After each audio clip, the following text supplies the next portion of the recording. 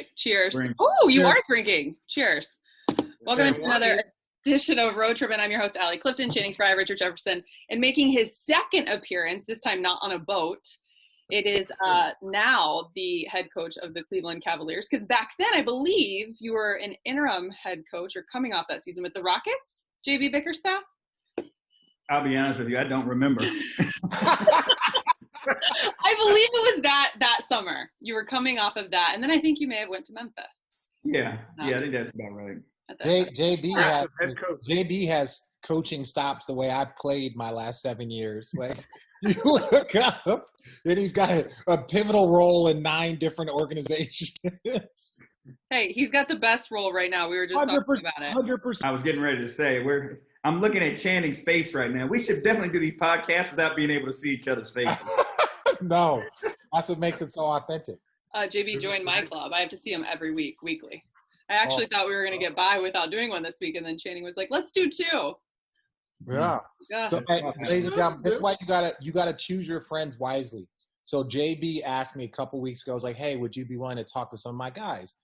And I'm like, yeah, no problem. Like, just let me know the time. I'll chop it up with your guys, your younger players. So he sends me a text. As our group is texting, like, are we going to do 2? Can we do 1 today? What are we thinking? So JB's texting me. He's like, hey, my bad. What are your things about Friday? And I go, what are you doing today at 1 o'clock? And he goes, what, did one of your guests cancel? And I was like, no, you just happen to be texting me while we're talking about if we're going to do a podcast right now. So can you ever just be generous with your time, Richard, and just do something out of the kindness of your heart for one of your friends? That's the thing, is that I had already agreed to do the event. He was the one that delayed in telling me when it was going to be. Like a week later, he texted me, saying, all right, I'll get back to you. So I was being generous with my time. Okay, so I think this sets up the perfect opportunity to remind everyone, in case you forgot about the episode JB was on, these guys are friends. So many people are probably like, how do you have a head NBA coach on and you're not talking about his job, what's going on? And instead, we're listening to the friendship aspect, which is awesome. But JB, I do want to find out what's going on in Cleveland. How do you like it? What's the latest? It's hot right now, so nasty. It's nasty. Yeah, it's hot. Them bugs is out getting in your beard. It's nasty. But we found a way to have a good time. Our family's been enjoying the outdoors. What is that you have in your hand? It's called San Juan, no carbs. Yeah, that's the perfect retirement drink. Yeah. I'm going to slim it up here. Got a little COVID. No, we're doing good though. We're taking advantage of the lake and quarantining best we possibly can. You guys have a boat? We are actually in the process of joining a boat club. Oh God, that's amazing. Hey, are you finna get a pontoon? I just bought one. They've got a tri-tune now, Channing. You need to check that out. That is some affluent African-American shit right there. Well, my wife got it for me for Father's Day, just so you know. That's your girl, so. Oh, that's so awesome. Okay, speaking of my girl, I want to let you guys know, and all the people listening, I am in Phoenix, Arizona right now. And that is the birthplace of JB and I's relationship as friends, and the relationship with him and his wife. The summer of 2001, Channing was sleeping on my couch every single night. Wait, is this every single night? I was staying at Gainey Ranch. I was getting ready for the draft. No, Channing. No, that was actually the next summer, Channing. When I was getting ready for the draft, I stayed in Gainey Ranch.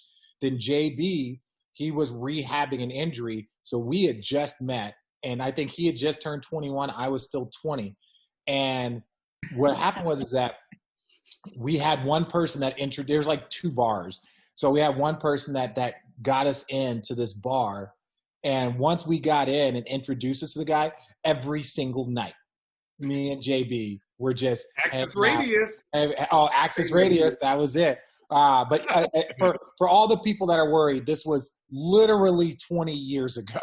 Yeah. This was 20 years ago. Yeah, I turned 40, so that was 20 years ago. Boy, we've come a long way.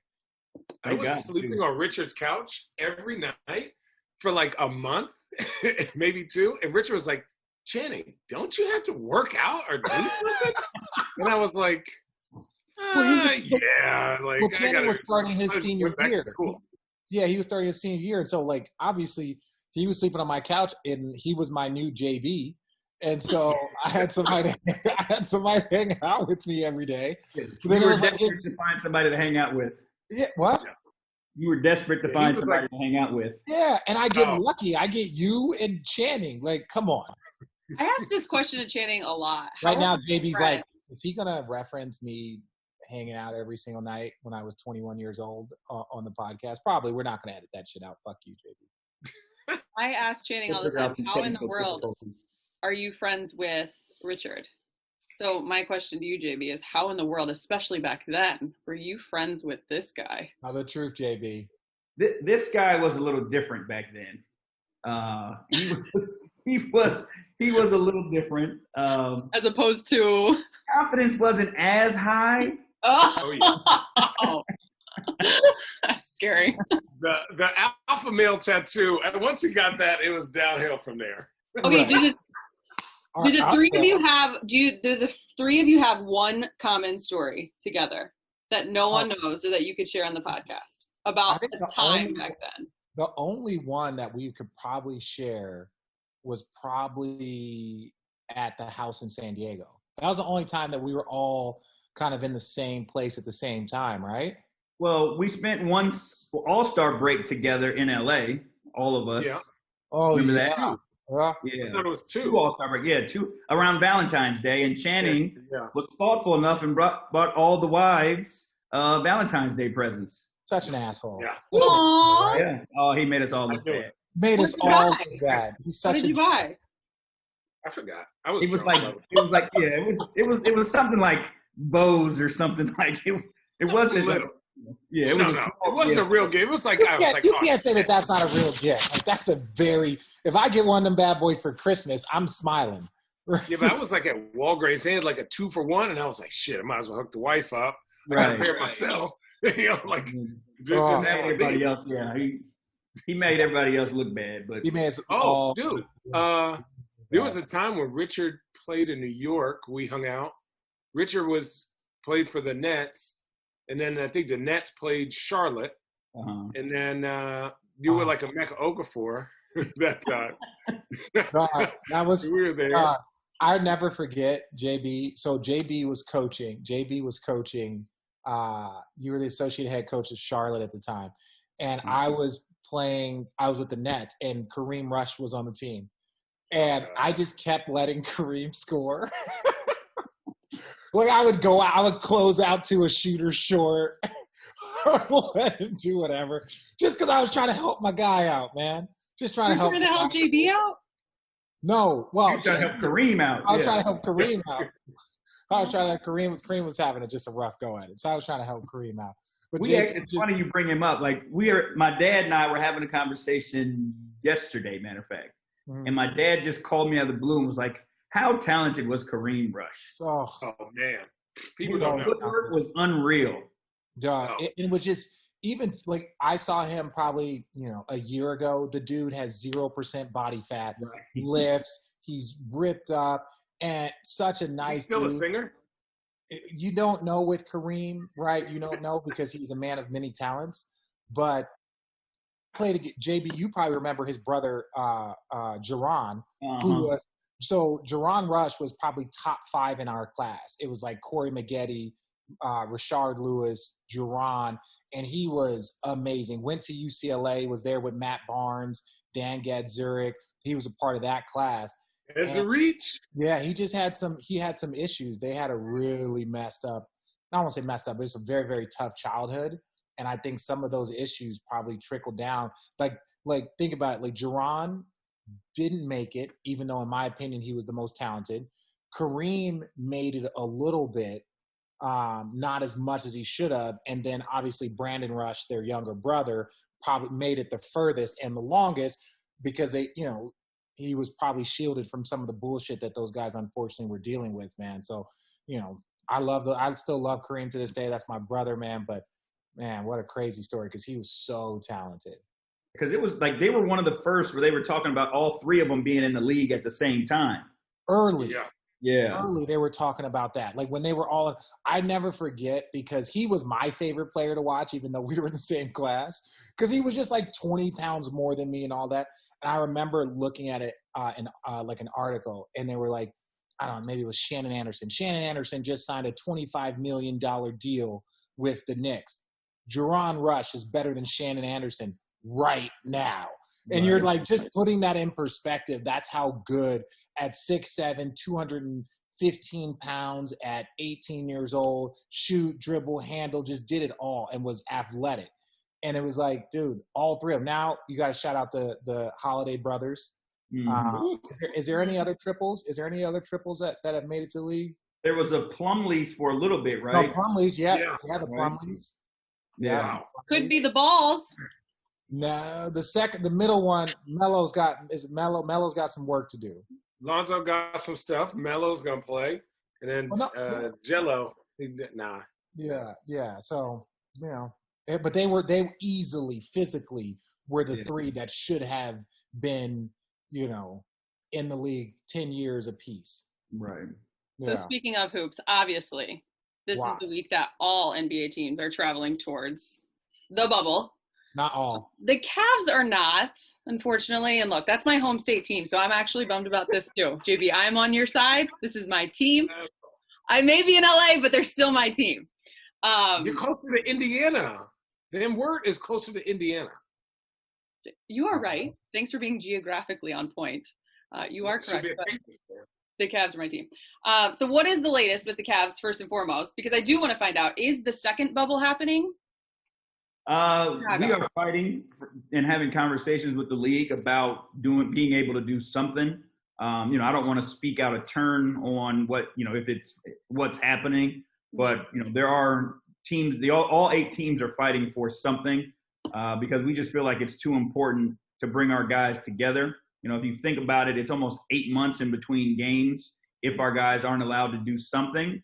And other teams are reaping the benefits. Like they get practice time together, they get to play games together, build chemistry, all those things. So we feel it's necessary that our guys deserve to be able to do something. So our front office is working their tail off to try to make something happen for our guys. For us in particular, we were building positive momentum. You know what I mean? We were moving in the right direction. So we want to find a way to kind of bridge the gap between now and, months from now so that we can continue to build that. I understand that angle and aspect, but like from the medical, the safety thought of it, they have this story that comes out. Jackie McMullen posts that story about the potential to have a second bubble. And many people are wondering what players are going to think of that, given it's kind of like, what would you consider it as? Kind of just like a classic, just game scrimmaging. When it comes to actually playing for something, how do players feel? Well, I think, players are competitive and they're intelligent and they know, what's being gained and what's being lost by people being able to get together and then certain groups not being able to get together. The first thing that we would always think about is the guy's health. You know what I mean? Like, we're not going to do anything silly to risk anybody's health, whether it's, through the pandemic or whether it's rushing something where guys are pulling hamstrings and blowing knees out because, we rushed into an effort to get guys, some minutes. So that's the first thing on our plate. And, there's enough intelligent people who are working on that. And so I try to stay out of that as best I can. We can talk about guard and pick and roll and those things, and I can help you. But when you want to talk about pandemics, I can give you some people's numbers. But throw research to the side. You know what? I wish more people would take that place, JB. I really do. Especially at this point in time. So that's where we are. We're working to do something because we just feel it's too valuable for our guys to miss out on months and months without real competition. But you feel good about where you guys are now? I know Cavs fans, they love hearing this. And as you mentioned, you guys were trending in the right direction before everything got put to a halt. You're excited about what you have? Yeah, there's no doubt about it. I feel like, again, we were clicking. We had some really good wins against some really good teams. We were starting to develop our identity, all those things. And what we were doing is we were building a foundation for the future. Like we understood where we were in the point in the season, but like, you know, if you could lay the foundation of how you're going to compete and how unselfish you're going to play on both ends of the floor, like that lets everybody know who you are. So as you're moving forward, you start there, and then you can put the layers on top of that. Yeah, that disadvantage that, like you talked about, at first I was like, why on earth would those teams want to try and create a second bubble? And that was my legitimate first thought. Mm-hmm. And then you get to that space and you're like, damn, because like you said, they're typically the younger teams are in that position. Teams that are, you know, with the most changeover are rebuilding or developing young players. So it's like, those are the people that need the game more so as far as to get themselves to that spot of becoming a playoff team and a contending team. If you lose 8 months of development from your guys that are 21, 22, that amount, and you're talking about like missing chunks of the season, that would put you probably about a year and a half of an actual season of like a normal NBA season behind everybody else. And to me, you know, what we're missing out, and, you know, the games speak for themselves, but all the other things that you guys know go into building team, like we're missing. Like we'll be separated from March 11th until, you know, at earliest, if things go this way, until like November of next year, possibly. So think about building a team and camaraderie and chemistry, and your guys can't be in a building together. You know what I mean? For that long amount of time. So that's tough to overcome, to be honest with you. Yeah. Oh, is that Hendrix? Hendrix, what up, homie? What's up, Hendrix? All right, Nate, you want to sit in here or you want to get out?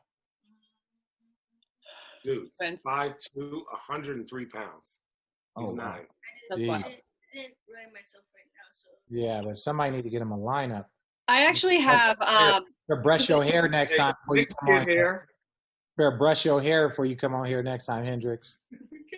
He got his daddy's front lineup. Backs in there. Maybe I was just thinking that. You said what? I said he got his daddy's front lineup. Oh yeah, listen, look, it's rough out here right now. I gotta get them. That's what he's like. Look at my example. Who do I? Oh, is he dancing? We got this little guy dancing on your shoulder. Who's that guy, Channing? Oh, he comes. Okay, so I think we can. Sorry, real quick. You guys just got me on this when he stepped in the room. So speaking of kids now, so my kids have understood what, you know, the politics and the social injustice that are going on and the protesting. Like we took them to some protests. So I wake up this morning and my girls have signs because they're going to protest the fact that people are talking about banning TikTok. And this is what I want to say. This this is real, because you guys are family. Like I feel bad that I'm a part of that ban TikTok movement. No, I'm just kidding. I don't really care about TikTok, but yeah. Oh my gosh, JB, how old are your girls? 9 and 8. Oh yeah, that is exactly who's on TikTok right now. Your family TikToks have been. Like I get those videos and it's like, look at what the Bickerstaffs are doing. It's like, I don't give a damn. I'm not dancing. Listen, hold on. We did the first 2 weeks of quarantine. And when do you think that those statements were made to me? During the first 2 weeks of quarantine. And now it's out of control. Like I got one girl who can't walk from room to room without doing a TikTok dance. Aww. I bet she's so cute too. I mean, she's cute, but I can't do the TikTok.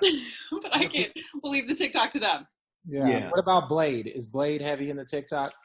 Yeah, but he watches like his one aren't the dancing ones. It's like people who are blowing stuff up and, you know, like doing trick shots and stuff like that. But yeah, that's what he watches.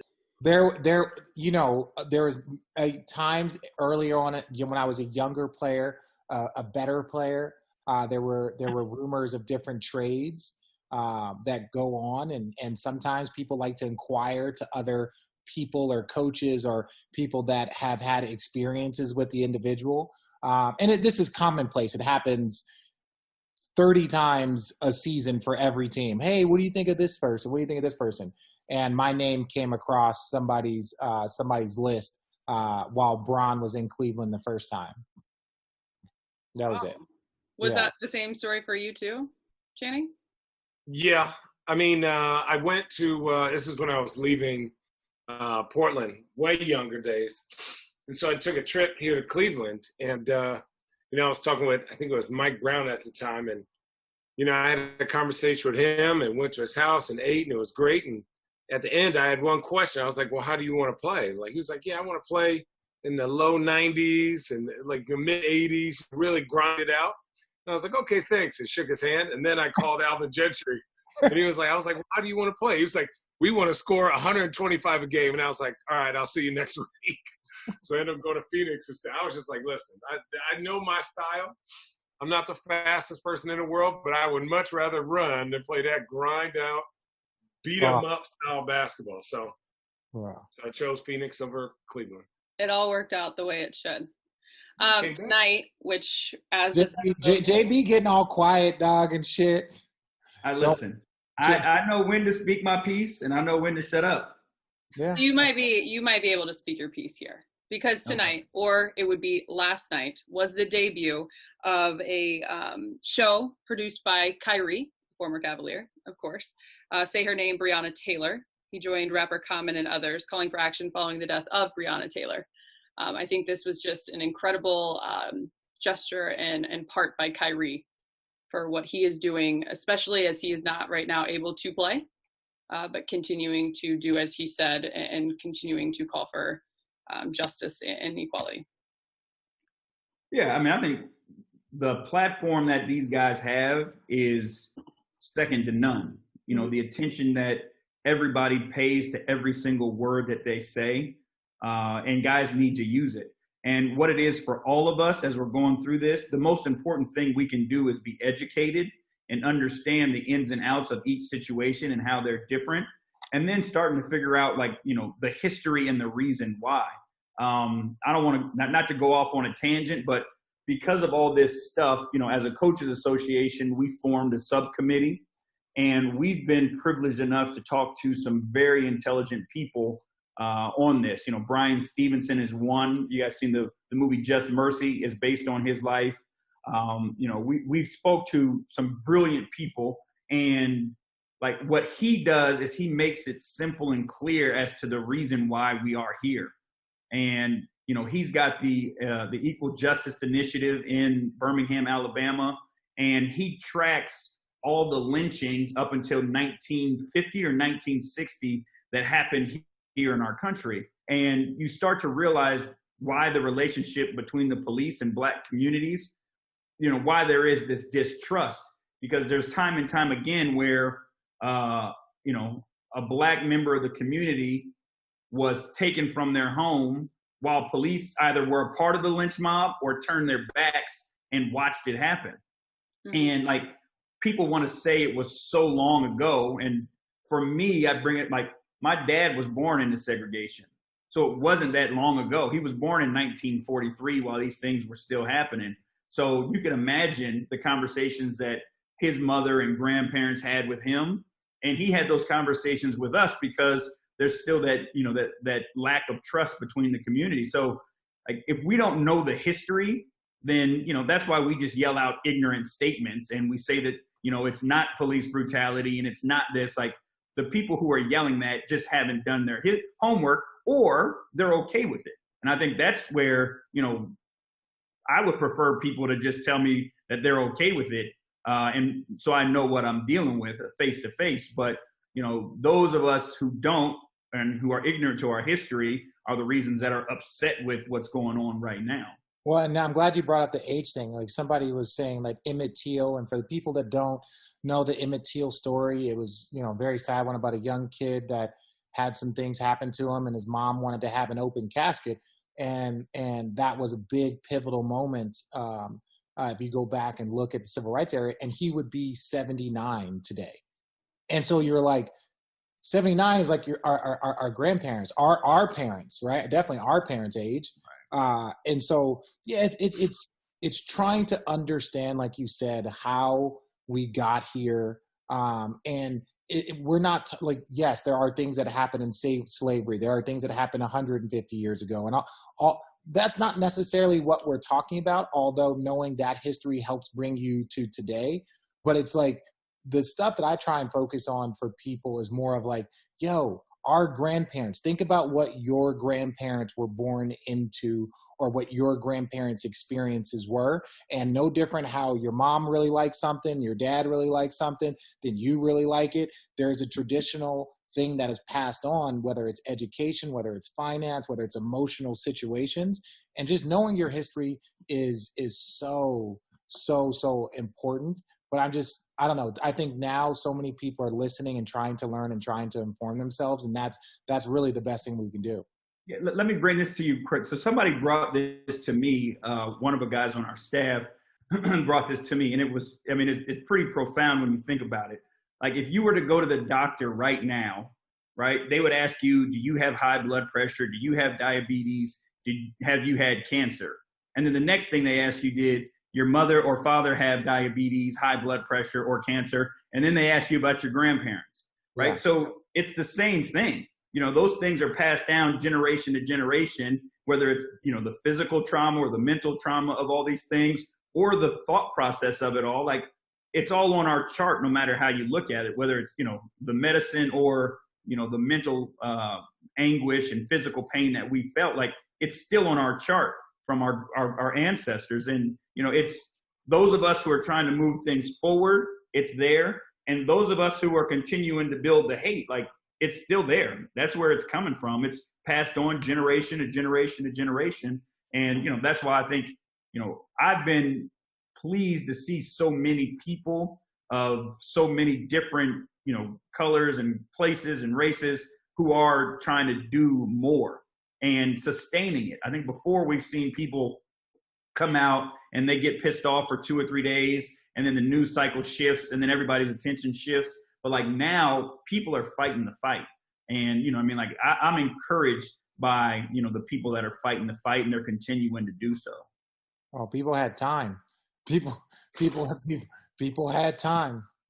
I say it all the time on like our shows that we're doing. I've just been so proud of the NBA.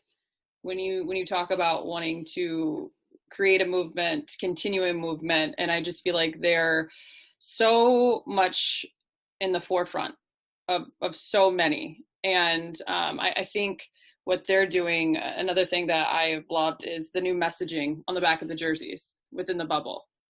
I mean, as a coach, as former players, like, what does that mean to you guys to see? That's just one of the many gestures that they're going to do. Just from a coaching standpoint, what it does is it gives you the comfort to speak your piece no matter what.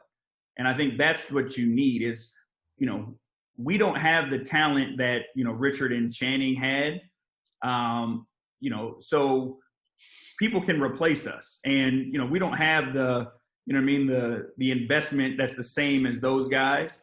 So having the support of your league and your organization, makes you feel confident that you can say the right things and fight for what's right. And just to echo your point, we are by far the greatest league when it comes to, any of the social justice issues.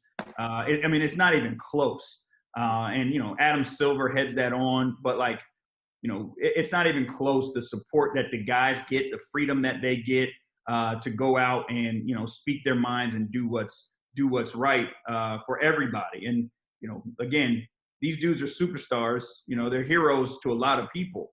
And, those heroes can change a lot of people's minds, with their words and more so with their actions. Like, I think that's the greatest thing, that we've seen through this, pandemic and, these changes. It's not a bunch of dudes just talking. Like, there's NBA players that are out there, going after it and creating change and with action. And that's what I think has been, unique about this time. And again, like Rich said, like, they didn't have to go play an 82-game schedule while this was happening, but, they had to fight a pandemic that was dangerous for everybody. And they continued to go out and support the cause. So, hats off to those guys. Like, this is a brilliant league. We got a bunch of intelligent dudes in our league. Like, people don't want to give them credit. You know what I mean? People want to mock them and sell them short because of their ignorance. But we've got a league full of very intelligent, well-rounded, incredible men. And I'm pleased to be a part of it. Can we, I know we're talking about the men in this league. I want to talk about some of your young players. I want to talk about some of your young players and some of the core that you guys have, because I could care less about Kevin Love. I think he's trash. I think he's a waste of all of our times. Love you, Kevin. Triangle for life. No, but oh my God. What? But just can you? So I had the pleasure of covering a lot of Pac-12 games, and I saw a game and a half of Porter playing, and everyone and again, he was one of those guys that were like, "Yo, he was a top 10 player." Everyone has him in the top 10. Coming out, he had some injuries, had some stuff that he was dealing with, so he never really got to get going, but he's gotten going in his rookie year. What do you see from him? Are you guys excited about that potential that this guy shows? Yeah, before we get to that, can we get Channing a chair that he's comfortable in? I mean, just did again. Yeah. I just can't sit still. And no, this is a rental house. God. So Is Herbert still there? Is what? Is Herbert still there? No. Herbert's not. That's literally the gravesite. You could see it. Herbert. We named. I got to put some coconut oil on that bad boy. We named his pimple Herbert like a week ago, and it's just like I see that Herbert is still there. Sorry, wasn't that an episode of Family Guy? Oh yes. Yeah. It is. Yeah. I forgot. What did he name his? But anyways, yeah. I don't know, but he was mad aggressive. That's all I know. Pimple was really aggressive. Yeah. Your player or the? No, the pimple was aggressive. Oh. Sorry. I'll get back to KP. So he is an unbelievable talent. He is an unbelievable kid. He's got a heart of gold. Wants to be a part of the team. Wants to play the right way. On the offensive end of the floor. His skill set is, and his ability to get to the basket and score and play make. He's got all the tools. And then defensively, he's competitive as hell. And he wants to go after. He's got an opportunity to be a top, two-way player in this league. It, to me, is a story of, one person trying to do the most to a kid to prove a point. Because he's not the kid that they tried to portray him to be, where people should have been afraid for him to slip to us at 30. And thank you to whoever did that, because we got a steal and we got a great kid. And I couldn't be more excited about, his potential and the opportunity that he has going forward. Yeah, I heard that even when he was there, that, he wasn't playing, he had the injury. And obviously these young kids, if they're supposed to be one and done, if you're not 100%, they tell you to sit out. They tell you to sit down. And I'm not saying he didn't have an injury, but you see this more times than not. Guys are probably planning on being in school 1 year, being very, very precautious when they're playing. But then there was just a bunch of other questions. And so when I saw him fall to 30, and I knew that at the beginning of his season that everyone had him as a top 10 player, and he was a top 5, top 10 player coming out of high school, I knew that you guys had a great opportunity, but then watching him play, he has a chance to be special. And that's, that's not the word that you use or, or coaches use. We don't use that word lightly. You know what I mean? Which word? Special? Special. Yeah, we don't throw that word out. But he legitimately has a chance to be a special player. Yeah, he's physically strong, shoot it, pass it. Athletic, he's got, like you said, every single skill set that you need, and he already has them at 19. And so the thing that's even more and you've been around these guys, it's he just does things naturally that you're like, oh my God, did he just do that? Yeah. You know what I mean? At a full speed, he'll just be going full speed, and then all of a sudden something will happen, and grown NBA players will look at each other like, did you just see that? Yeah. Yeah. He's got that in him. And so that's why, and throw on top of it, he's a great kid. I couldn't be more excited about the opportunity, man. Yeah, congratulations for him dropping to 30. Was Channing labeled as a special player? Yes, but not physically. No. It wasn't my forte. I'm more of a skill guy. Yo, I watched the tournament game. Obviously, the outcome wasn't the greatest, but during quarantine, I watched the tournament game of Illinois and Arizona. Wow. And was it Jay Billis or Dan Dockich? They couldn't keep Channing's name out of their mouth. Like they loved Channing. I was like, wow, dude, that's if special I could of have a player. translated that game to the NBA, I would have been an all-star. But the problem was I was a center in college. And then when I got to the NBA, I had to go up against fucking Shaq. So it's like, this ain't me, right? And then moving to power forward, I was in the East, and Chris Bosh was walloping me every week. It was like, fuck. Yeah, the NBA is harder. The NBA is harder than college, Channing. That's basically what you're saying. Wait a second. So what did you become? I said, where can I go where I don't have to wrestle Shaq, but I also get a chance to score more points than who's guarding me? I'm going to start shooting threes, so fuck y'all. There you go. Dude, no, Channing was all rookie team. That's the thing. Channing what happened? Channing was all rookie first team. He had to deal with Larry Brown. He had to deal with Larry Brown. Then he went to Portland, and he was behind LaMarcus Aldridge, Joel Priscilla, and Greg Oden. Like those are three monsters. People are like, Channing, you set the bench. I was like, dude, I played behind an all-star every single team I've ever played on. Yeah. Amari, LaMarcus, David Lee, which sort of counts but doesn't. And then Kevin. Yeah. Right? It's Kevin's not a center. No, but it's more Channing plays power forward. He's a stretch. It's positionless basketball. He's a stretch 5. The man became a 5. Let's be honest. Guard 5s. The older I got, the stronger I got. Weight room.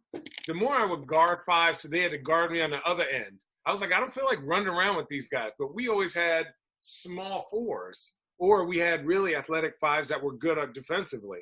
Even even in Orlando, I could play with Vooch or play for Vooch. Right. And that was kind of my role. Vooch was an all-star, and Vooch was an all-star.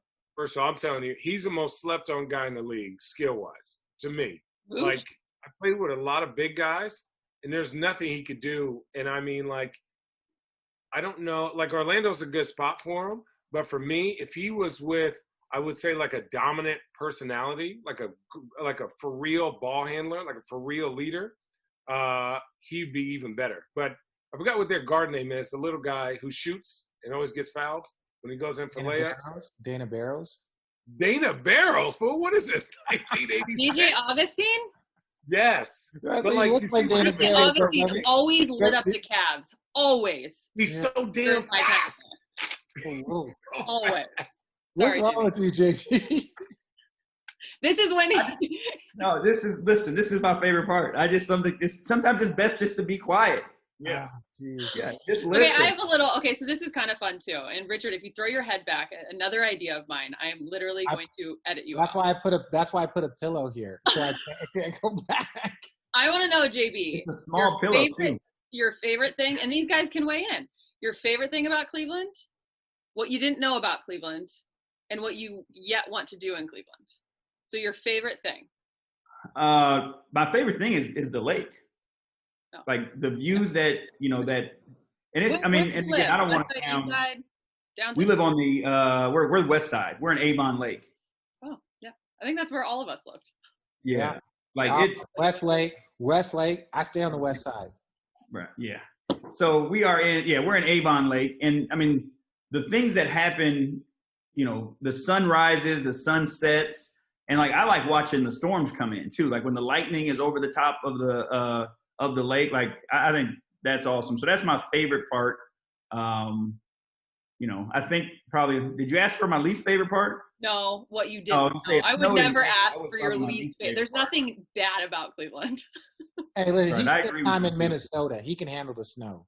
Yeah, no, Right, so what you didn't know about Cleveland?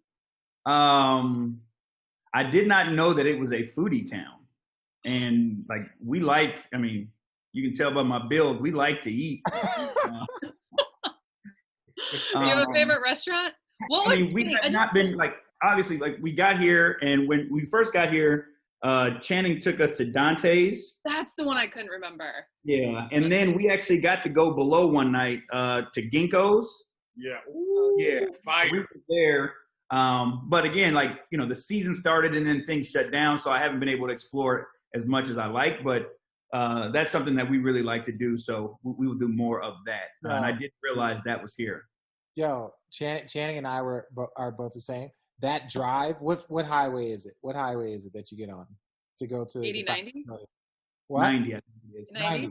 But isn't it like, but once you get on, isn't it great though? You get there and like from Avon Lake or West Lake or whatever, it's just a straight shot. You make every phone call, you listen to every podcast, you do everything. Like I truly like, this is no joke. Like I really enjoyed my time in Cleveland. Like you said, it's a foodie town. Like even the suburbs that you're in, it reminds you of like out of a movie. Because you're just like, I don't even know like if these places existed. Like, because if you go and like, let's say you're traveling through Cleveland, you're never going to make it to the suburbs of Avon Lake or Westlake. No. So like, I'd never even seen towns like this other than in like movies and stuff. Right, like Avon Lake to me feels like an old time like Lake Town. Yeah, you know what I mean. That's like the houses, the restaurants, the community. Like it feels like it's its own small town, and then you've got the big city, a few miles away. So. We've enjoyed it. Our family enjoys it. We've had a good time. Have you been to Jake's on the Lake? Been to Jake's on the Lake, yeah. That's great. That's good. And have you been to Dover? Have not been to Dover. Dover Tavern. Ooh, Dover. Dover Tavern. It's a dive bar, JB. Don't let them fool you. But it is a great dive bar. They have a great burger. Thank you. Hey, and JB, guess what else you get to experience this year? You get to live in Ohio during an election year. The amount of advertising, house signs, all of that, it's just so, like, again, Arizona ain't a swing state. So it's like, you don't really see a lot of advertising here, but the swing states, Ohio, Florida, places like that, you see so much, like all of the commercial advertising is gone. Right. Yeah. And like most places I've been have not been swing states. Yeah. But like we moved here, last year, and people are already getting after it at that point. Like the signs on people's houses are wild. Yeah. And it's like, you can see like sign, different sign, right. different sign. You can drive through different neighborhoods and see like all streets, like, and you're just. Oh yeah. There's some neighborhoods. I don't know if I like them signs. Yeah. Okay, one more thing for you, and then we're going to let you go because you've been so generous with your time. Baby, you're such a good friend, JB. I think you guys are all going to enjoy this one. I say it every time. My last Trippin' or not. You can all just weigh in. Trippin' or not. Kansas City, Patrick Mahomes, 10 years, $500 million. Not tripping. Get that bread. Yeah. Well, it depends on who you talking about, Kansas City or Patrick Mahomes. Kansas City is not tripping. They need to pay. Underpaid. He's underpaid. Underpaid. This is why You'll never get a talent like that. Let me tell you why he's underpaid. For the next 20 years. Let me tell you why he's underpaid. And this is 100%. They paid that man that much money with an existing salary cap. If there was no salary cap, and Patrick Mahomes would be an unrestricted free agent next season, and there was no salary cap, how much do you think that one of these teams would have paid him? It would have been more. That's why the cap. Yeah, that's why. But I'm saying that's why the cap was invented, is so that they couldn't just overpay and they couldn't get into these battles. But if he was in a bidding war, he would be, how much do you think he would make? $700 million? Someone would give that to him? And and this is because they know that he would generate that amount of money for the community, for the city, for the team, for all of that stuff. So if you got paid $500 million with a hard cap that you can't go over, if there was no cap, that means that in an open market, he would have gotten a third more. He would have gotten $750 million. Underpaid. Stand by. Think about what he does for the Kansas City economy, right?